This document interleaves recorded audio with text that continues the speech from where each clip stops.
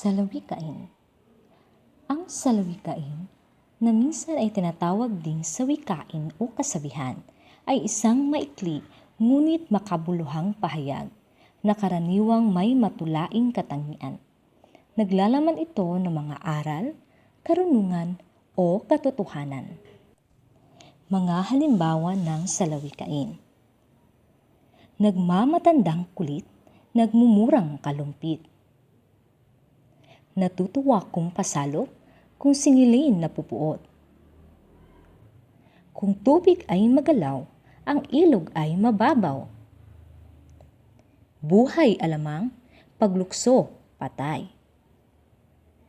Ubos-ubos biyaya, bukas na may tunganga. Ang sakit ng kalingkingan, dama ng buong katawan. Ang sugat ay kung tinanggap, di daramdamin ang antak. Ang aayaw at di mayag, galos lamang magnanaknak.